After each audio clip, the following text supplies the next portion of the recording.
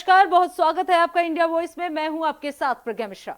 वक्त हो चला है उत्तर प्रदेश के इस खास बुलेटिन की, तो शुरुआत करते हैं पहली खबर के साथ। बस्ती में समाजवादी पार्टी ने पेपर लीक, बिजली कटौती और पेट्रोल डीजल की बढ़ती कीमतों को लेकर सरकार के खिलाफ जोरदार प्रदर्शन किया। आपको बता दें, समाजवादी पार्टी के विधायक और जिला अध्यक्ष महेंद्र नाथ यादव के नेतृत्व में कार्यकर्ताओं ने कलेक्ट्रेट पहुंचकर नारेबाजी की और प्रशासन को ज्ञापन सौंपा।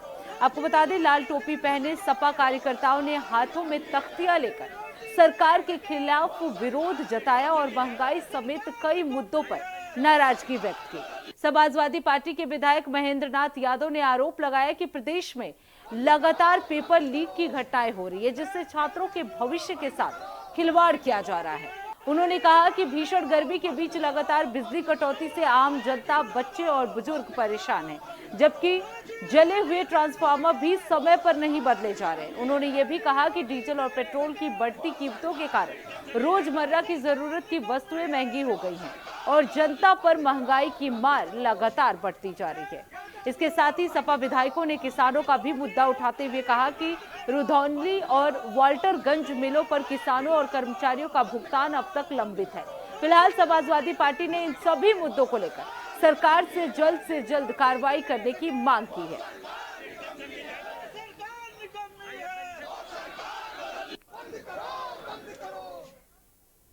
अब रुक कर लेते हैं अगली खबर की। ग्रेटर नोएडा के सेक्टर म्यू स्थित ओमेक्स पाम ग्रीन सोसाइटी से मारपीट और अभद्रता का मामला सामने आया है। आरोप है कि जेबीएम मीटिंग के दौरान एक महिला के साथ धक्का मुक्की और बदसलूकी की गई। पीड़िता अमृता अरोड़ा के अनुसार सोसाइटी के कुछ सदस्यों और उनके पति के बीच विवाद हो गया था। इस दौरान जब वो अपने पति को बचाने पहुंची तो आरोपियों ने उनके साथ मारपीट की। महिला का आरोप है कि धक्का मुक्की में उन्हें चोटें आई हैं, कपड़े फट गए हैं और घटना के दौरान उनकी अस्मिता को भी ठेस पहुंचाने वाली हरकतें की गई। इस पूरी घटना का वीडियो अब सोशल मीडिया पर तेजी से वायरल हो रहा है, जिसके बाद ये मामला और भी ज्यादा चर्चा में आ गया। घटना के बाद पीड़िता ने दादरी पुलिस से शिकायत दर्ज कर कार्रवाई की मांग की है। फिलहाल पुलिस मामले की जांच पड़ताल में जुटी हुई है।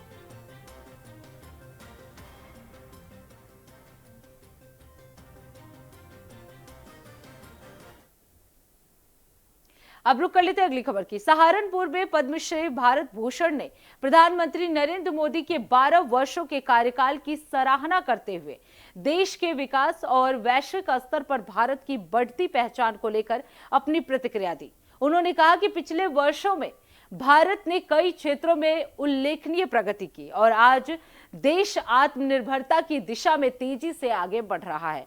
उन्होंने योग को वैश्विक पहचान मिलने को भी भारत की बड़ी उपलब्धि बताया। पद्मश्री भारत भूषण ने कहा कि प्रधानमंत्री नरेंद्र मोदी के नेतृत्व में भारत की अंतर्राष्ट्रीय छवि मजबूत हुई है और दुनिया में देश का सम्मान बढ़ा है। साथ ही उन्होंने आत्मनिर्भर भारत और अभियान और विकास से जुड़ी विभिन्न पहलों को देश के लिए महत्वपूर्ण बताया। उन्होंने कहा, भारत आज आर्थिक, सामाजिक और सांस्कृतिक स्तर पर नए आयाम स्थापित कर रहा है और वैश्विक मंच पर अपनी मजबूत उपस्थिति दर्ज करा रहा है। और क्या कुछ कहा, चले आपको सुनाते। बिल्कुल ऐसे ही परिवर्तन साफ दिखाई देता है। राष्ट्रीय विकास को हम ले लें, अंतर्राष्ट्रीय प्रतिष्ठा को ले लें, भारतीय संस्कृति के वैभव को ले लें, भारतीय सेना के शौर्य को ले लें, वैज्ञानिकों के आत्मविश्वास और उनको कार्य करने के अवसर को ले लें, वैज्ञानिक उन्नति को देखें। आज इस कार्यकाल की कैसी कैसी उपलब्धियां हैं, सड़कों के जाल को देखें, चिकित्सा के विकास को देखें, कृषि के विकास को देखें और तो और मंगल ग्रह पर अपनी उपस्थिति को देखें। तो इतने के बाद कहने को क्या बचता है? 12 साल में अगर काम ना हुआ होता तो भारत की जनता क्यों पसंद करती इनको? काम करेंगे तो पसंद करेंगे और नहीं काम करेंगे तो 70 साल के बाद भी उखाड़ के फेंक दिए जाएंगे। सच्चाई तो यही है। अब इसको तो सोचना पड़ेगा कि प्रधानमंत्री ने योग को वैश्विक स्तर पर पहुंचाया और इस बात को हम यूं भी कह सकते हैं कि योग ने प्रधानमंत्री को विश्व का आदमी बना दिया। योग सबको साथ लेकर चलने की भावना है। मैं प्रधानमंत्री जी को एक योग साधक के रूप में ही देखता रहा। प्रधानमंत्री जी तो अब हैं वो, लेकिन उस रूप में देखा कि कितना बड़ा आत्मविश्वास योग हमारे भीतर भर देता है, कितना बड़ा हृदय हमारा कितना बड़ा हृदय हमारा योग बना देता है। और सबसे बड़ी चीज़ ये कि दुनिया के हृदय में जब हम स्थान बना लेते हैं, सोच में जब स्थान बना लेते हैं, तो उसके बाद हम जो चाहे उससे करा सकते हैं। आज लड़ाई दुनिया की हो रही है कुछ अज्ञानी देशों में हथियारों के द्वारा, लेकिन जहाँ पर विवेक और बुद्धि काम करती है वहाँ पर बिना हथियारों के वैश्विक वर्चस्व को प्राप्त किया जाता है, और उसका साधन योग है।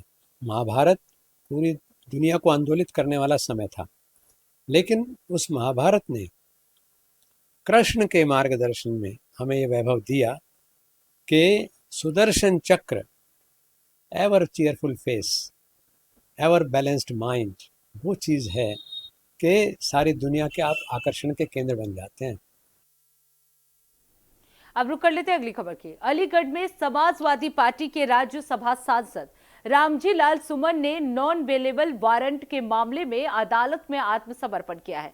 आपको बता दें, भारी सुरक्षा व्यवस्था के बीच उन्होंने एसजीएम फर्स्ट की अदालत में सरेंडर किया है। इसके बाद मामले की सुनवाई MP MLA court ACGM second की अदालत में ट्रांसफर की गई है, जहां से रामजी लाल सुमन को जमानत दे दी गई। हालांकि जमानत मिलने के बाद रामजी लाल सुमन मीडिया के सवालों से बचते हुए नजर आए।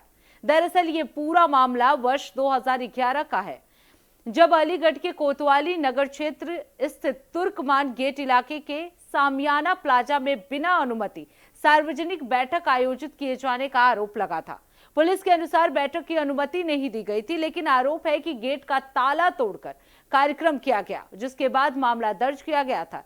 इस पूरे मामले पर रामजी लाल सुमन के वकील विनय यादव ने भी अदालत की कार्रवाई को लेकर जानकारी दी। सांसद रामजी लाल सुमन ने इस दौरान आत्मसमर्पण किया। आज सांसद जी का एक काफी पुराना जो है वर्षों पुराना एक मामला चल रहा था। माननीय रामजी लाल सुमन जी और राज्यसभा सांसद जी, उनका एक काफी पुराना प्रकरण था जिसमें उनको कोर्ट अपर सत्र एमपी एमएलए कोर्ट द्वारा तलब करा गया था, जिसमें उन्होंने आज जो है जमानत ली है। 323, 504, 506 एक साधारण सा मामला था, जिसमें आज वो अपनी जमानत लेने आए थे और न्यायालय ने जो है उनको जो है जमानत दे दी है, जिसमें अग्रिम तिथि नियत कर दी गई है और आगे जो अब रहेगा सांसद जी उसमें आएंगे।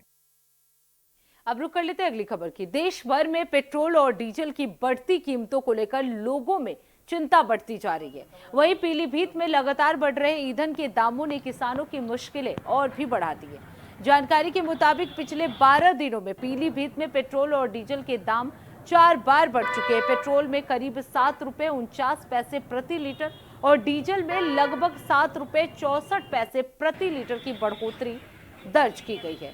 पीलीभीत धान उत्पादन वाला प्रमुख क्षेत्र माना जाता है और इस समय धान रोपाई का मौसम नजदीक है। ऐसे में डीजल की बढ़ती कीमतों ने किसानों की चिंता बढ़ा दी है। किसानों का कहना है कि खेती किसानी पूरी तरह से डीजल पर निर्भर है और लगातार बढ़ते दामों से लगातार लागत जो है वो बढ़ती जा रही है। पेट्रोल पंपों पर भी लोगों की लंबी कतारें देखने को मिल रही है। किसान समय रहते डीजल खरीदने की कोशिश कर रहे हैं ताकि धान की रोपाई प्रभावित ना हो। इस खबर पर देखिए हमारे संवाददाता की रिपोर्ट। पूरे भारत में पेट्रोल की किल्लत को लेकर करके हर जगह त्राहिमाम मचा हुआ है। जैसे कि वहीं पीलीभीत की अगर बात करें, पीलीभीत में आज एक पेट्रोल पंप पर खड़े हुए हैं। यहाँ पर देखना ये है कि पेट्रोल उपलब्ध रहता है या नहीं और क्या रेट चल रहे हैं इस टाइम, क्योंकि लगातार पेट्रोल की बढ़ोतरी होती चली जा रही है। पेट्रोल और डीजल की रेटों पे इजाफा देखने को मिल रहा है। यहाँ की जनता त्राहिमाम कर रही है, सबके वाहन थमते नजर आ रहे हैं और पेट्रोल पंप पर लाइनें लगती चली जा रही हैं, क्योंकि पेट्रोल और डीजल ना मिलने के कारण इस टाइम धान की रोपाई होने को आ रही है। डीजल ना मिलने का कारण किसान त्राही कर रहा है, जिसके बाद में पेट्रोलों पर लंबी लंबी कतारें व लंबी लंबी लाइनें लगती हुई नजर आ रही हैं, क्योंकि पेट्रोल डीजल ना मिलने के कारण पीलीभीत में बहुत बड़ी समस्या खड़ी हो गई है। आज हम एक पेट्रोल पंप पर खड़े हुए हैं, लोगों से ये जानकारी लेंगे कि जो रेट बढ़े हुए हैं उनसे उन्हें क्या मतलब घाटा देखने को मिला है या पेट्रोल मिल रहा है या नहीं मिल रहा है। जैसे कि भैया आप यहाँ पेट्रोल भराने के लिए मोटरसाइकिल में आए, रेट बढ़ा है तो मतलब आपको क्या लगता है रेट में बढ़ोतरी हो रही है तो क्या क्या दिक्कतें उठानी पड़ रही हैं आपको? बहुत दिक्कत पड़ रही है। जैसे कि पेट्रोल मिल रहा है या नहीं बराबर?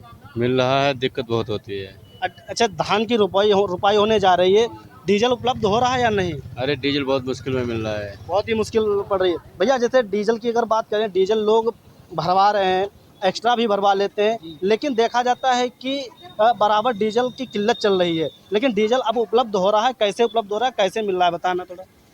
ऐसा है हमारे पास वो वहाँ से पीछे से डिपो से जितना माल आ रहा है, ठीक है, तो पैसे भी हम एक दिन पहले ही लगा देते हैं, तो पीछे ही से दिक्कत हो रही है तभी हम, और जब हमें मिलता है तो हम जैसे भी मिलता जाता है वैसे ही धीरे धीरे सबको देते हैं। साथ में बड़े भाई खड़े हुए हैं। भाई, जैसे कि पेट्रोल की किल्लत को लेकर के बहुत ही परेशानियां हो रही हैं, ऐसे में पेट्रोल ना मिलने के कारण यात्रा सुगम होती है या मतलब कठिनाइयां आती हैं? यात्रा में कठिनाइयाँ तो आएंगी जब पेट्रोल नहीं मिलेगा तो पेट्रोल जैसे मिलता है, कहीं कहीं देखा जाता है पेट्रोल पंप बंद पड़े हुए हैं, आप इस पे क्या कहना चाहेंगे? चलने चाहिए, बंद पड़े परेशानी रहेगा। भैया, पेट्रोल जैसे नहीं मिल पा रहा है इस टाइम, तो इसमें क्या कहना चाहेंगे? इसमें क्या कहेंगे, अब हम नहीं मिल रहा है भाई। पेट्रोल 7 रुपये 61 पैसे बढ़ चुका है इतने दिनों में, 12 दिनों में। अब पेट्रोल इससे पहले अच्छी तरह से मिलता था, पेट्रोल मिलने में कोई दिक्कत आ रही है? अब तो मिलने में बहुत दिक्कत आ रही, पहले तो नहीं आती थी इतनी दिक्कत मिलने में। जैसे कि आपने देखा कि पेट्रोल पंप पे खड़े होने के बाद में जनता से पूछा, राहगीरों से पूछा, बाइकर्स वालों से पूछा कि पेट्रोल नहीं मिल पा रहा है। इसमें कई पेट्रोल बंद पड़े हुए हैं क्योंकि पेट्रोल उपलब्ध ना होने के कारण पेट्रोल पंप बंद पड़े हुए हैं। यहाँ पर एक यह पेट्रोल पंप है जो अच्छी तरह से पेट्रोल डीजल उपलब्ध करा रहे हैं बड़ी मशक्कत के साथ में। फिलहाल देखा जाए तो पेट्रोल कम से कम दिया जा रहा है क्योंकि आगे दूसरे किसानों को भी दिया जा सके। बराबर जो है कि पेट्रोल की लाइनें लगती रहती हैं, डीजल के ट्रैक्टर के लाइन लगती रहती है, बहुत ही कम मात्रा में पेट्रोल दिया जा रहा है। फिलहाल रेट की बढ़ोतरी होती चली जा रही है, जनता में आक्रोश इसका है। अब देखते रहे इंडिया वॉइस, अमित पाल, पीलीभीत। अब रुक कर लेते हैं अगली खबर की। बरेली में ऑल इंडिया मुस्लिम जमात के राष्ट्रीय अध्यक्ष मौलाना शहाबुद्दीन रजवी ने SIR को लेकर सुप्रीम कोर्ट के फैसले का समर्थन किया। उन्होंने कहा कि यह फैसला बिल्कुल सही है और वो इसका स्वागत करते हैं। उन्होंने भारत के चुनाव आयोग की भूमिका पर भरोसा जताते हुए कहा कि बिहार, पश्चिम बंगाल, केरल, तमिलनाडु, पुडुचेरी और असम जैसे राज्यों में चुनाव निष्पक्ष तरीके से कराए गए हैं। उन्होंने कहा कि चुनाव प्रक्रिया पर भरोसा बनाए रखना जरूरी है और आयोग लगातार लोकतांत्रिक व्यवस्था को मजबूत करने का काम कर रहा है। और क्या कुछ कहा, चलिए आपको सुनाते हैं।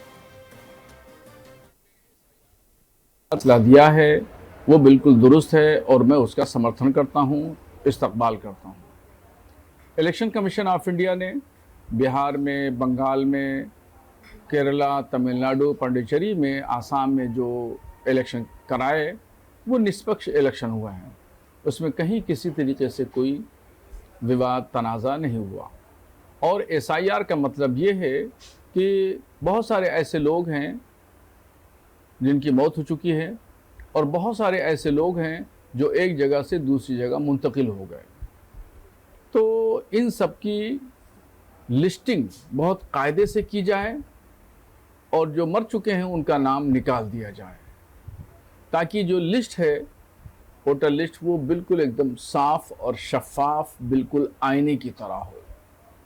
इसमें कहीं कोई दो सवाल नहीं है कि कहीं किसी तरीके से इलेक्शन कमीशन ऑफ इंडिया ने कोई गड़बड़ी की है। जो लोग एतराज़ कर रहे हैं उनके एतराज़ करने का कोई जवाब नहीं है। अब रुक कर लेते हैं अगली खबर की। लखनऊ में SIR को चुनौती देने वाली याचिकाओं पर सुप्रीम कोर्ट के फैसले के बाद उत्तर प्रदेश सरकार के मंत्री राकेश सचवान ने अपनी प्रतिक्रिया दी है। उन्होंने कहा यह प्रक्रिया चुनाव आयोग द्वारा समय समय पर लगभग 20 से 22 वर्षों में की जाती रही है। उन्होंने 2003 के मतदाता सूची संशोधन का उदाहरण देते हुए बताया कि उस समय भी बड़े पैमाने पर संशोधन हुआ था और विधायकों ने चुनाव आयोग के साथ मिलकर काम किया। मंत्री ने कहा कि पुरानी मतदाता सूची को अद्यतन करना एक नियमित और आवश्यक प्रक्रिया है। लखनऊ उत्तर प्रदेश सुप्रीम कोर्ट के फैसले पर मंत्री का यह बयान जो है वो सामने आया है कि चुनाव आयोग पूर्व में भी 20-22 वर्षों में SIR की प्रक्रिया को अपनाता रहा था। उत्तर प्रदेश में 2003 में SIR हुआ था। हमें याद है कि हम लोग विधायक थे उस समय। SIR में बूथ स्तर पर हमने अपनी टीम लगा करके चुनाव आयोग के साथ काम करके मतदाता सूची का पुनरीक्षण कराया। क्योंकि इसमें मतदाता सूची जो पुरानी रहती है वो जीरो हो जाती है और इसके बाद नए सिरे से सारे मतदाताओं को अपने अपने आवेदन और डॉक्यूमेंट चुनाव आयोग को देने होते हैं। उसमें जो मृतक हैं वो निकल जाते हैं, कहीं विस्थापित हो गए वो चले गए, तो तमाम तरह से एक शुद्ध मतदाता सूची बनती है। तो ये प्रक्रिया पहले से भी चलती आ रही है, इस बार भी शुरू हुई। उत्तर प्रदेश के साथ साथ देश के अन्य राज्यों में भी ये प्रक्रिया चल रही है। तो इसमें चुनाव आयोग जितनी भी राजनीतिक दल हैं उनको सभी को ये अधिकार देता है कि आप BLO 2 बना करके हर बूथ में जो BLO रहेगा और BLO 2 दोनों मिल करके बूथ में काम करेंगे।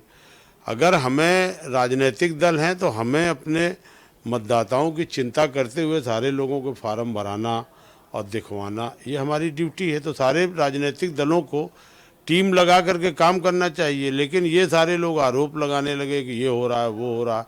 चुनाव आयोग तो सभी का है, आयोग है, राजनीतिक दलों की टीम के साथ आगे बढ़ करके हिस्सा लेना चाहिए। लेकिन ये लोग लगातार इसको मुद्दा बनाया, बिहार में मुद्दा बनाया SIR वोट चोरी, जनता ने जवाब दे दिया, सरकार बना दी।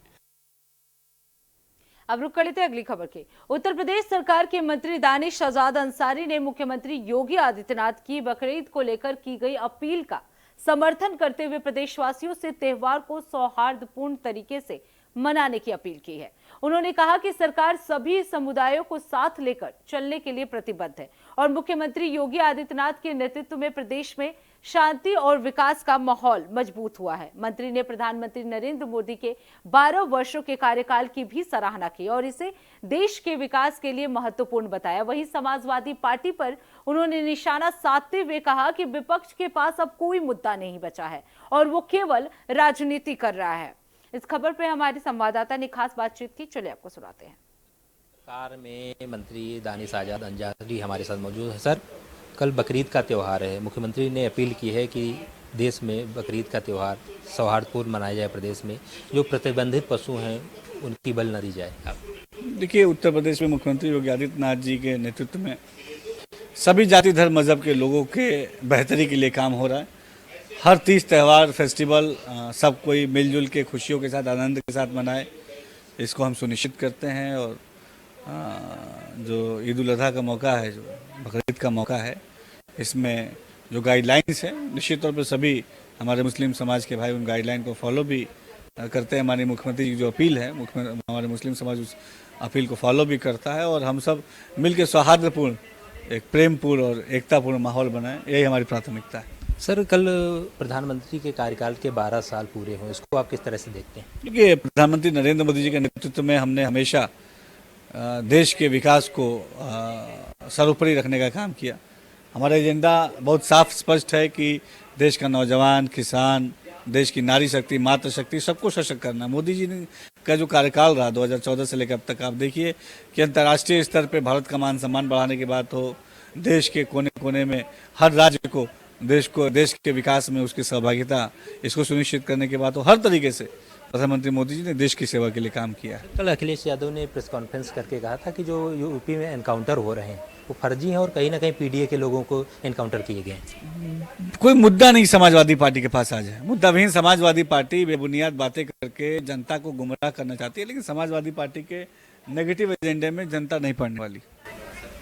ये थे उत्तर प्रदेश सरकार में मंत्री दानिश आजाद अंसारी। वीडियो जर्नलिस्ट हरीश साथ बसंत मिश्रा, इंडिया वाइज। अब रुक कर लेते हैं अगली खबर की। वाराणसी में बकरीद के मौके पर सुरक्षा व्यवस्था को लेकर प्रशासन पूरी तरह से अलर्ट में है।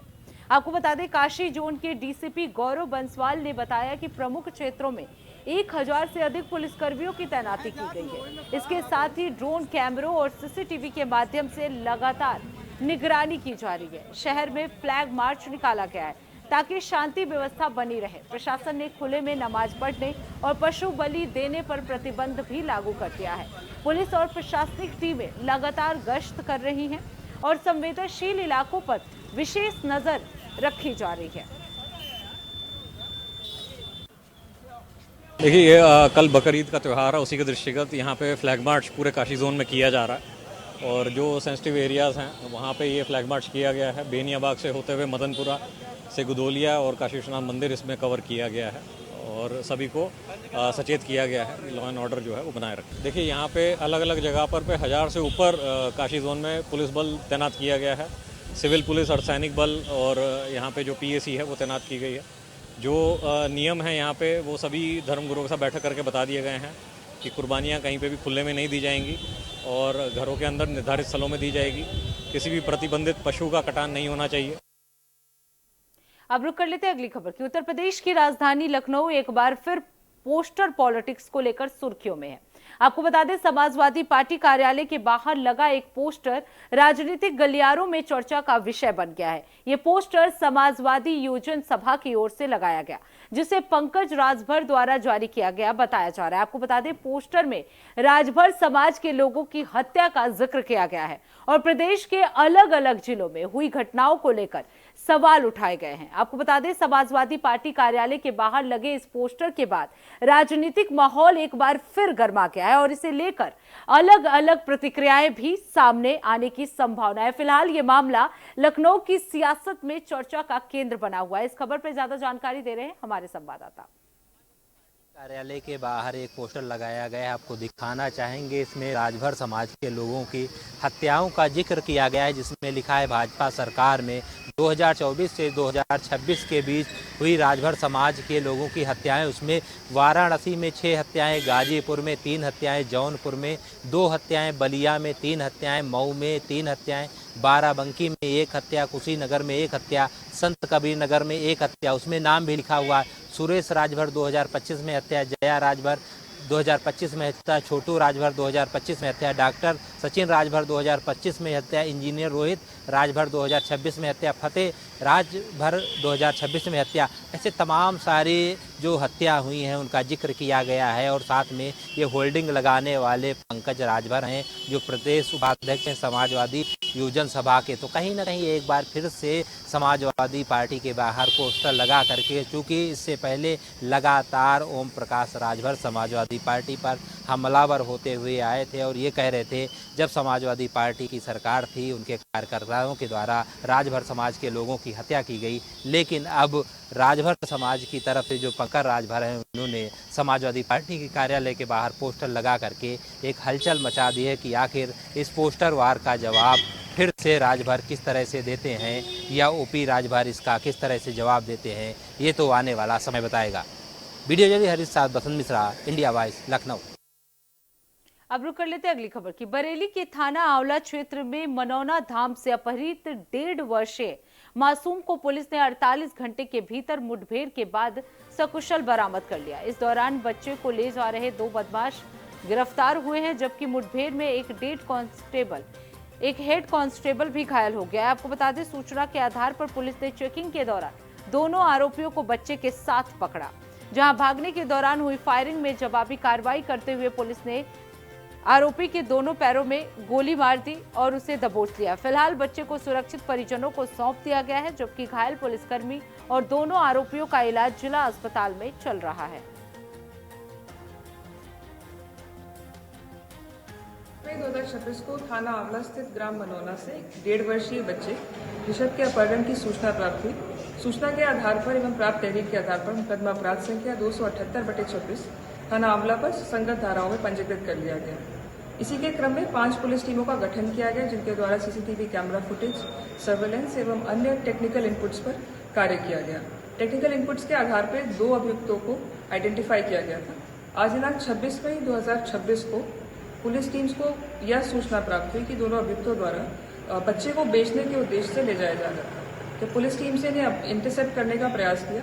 इनके द्वारा बच्चे और बाइक को छोड़कर भागने का प्रयास किया गया एवं पुलिस टीम पर फायरिंग की गई। अब रुक कर लेते हैं अगली खबर की। सुप्रीम कोर्ट ने श्री बांके बिहारी मंदिर की हाई पावर कमेटी में गोस्वामी समाज के प्रतिनिधियों के चयन को लेकर बड़ा फैसला सुनाया। अब समिति में प्रतिनिधि प्रशासन के बजाय लोकतांत्रिक प्रक्रिया से चुने जाएंगे। जस्टिस सूर्यकांत और जस्टिस जयमाल्य बागची की पीठ ने राजभोग और शयन भोग सेवाओं से 2 प्रतिनिधियों को समिति में शामिल करने के निर्देश दिए। कोर्ट ने मंदिर क्षेत्र में श्रद्धालुओं की सुविधाओं और सुरक्षा के लिए सड़क चौड़ीकरण, पेयजल, वेटिंग एरिया, अस्पताल और बुजुर्गों के लिए बैटरी वाहन जैसी व्यवस्थाएं जल्द लागू करने को भी कहा है।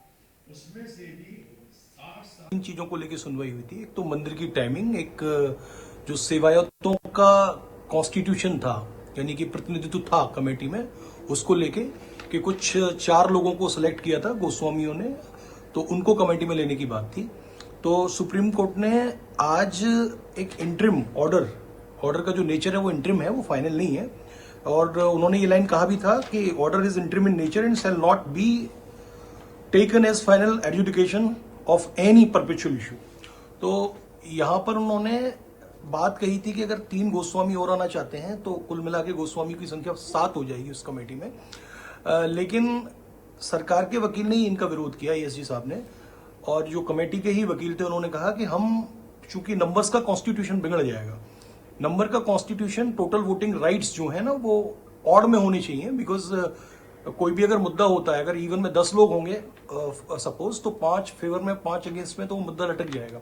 इसीलिए इनका कॉन्स्टिट्यूशन जो होना चाहिए वो ऑड होना चाहिए। तो ऐसा कुछ उनको हिसाब लगा के, तो उनकी रिक्वेस्ट ये थी कि हमें अभी के जो सदस्य हैं उनको हम रिप्लेस कर देते हैं। तो चीफ जस्टिस साहब ने उनकी बात मान ली। उन्होंने कहा कि अब नए 3 नाम। तो इसी के साथ उत्तर प्रदेश के इस खास बुलेटिन में बस इतना ही। देश दुनिया की तमाम बड़ी खबरों के लिए देखते रहिए इंडिया वॉइस। तब तक के लिए नमस्कार।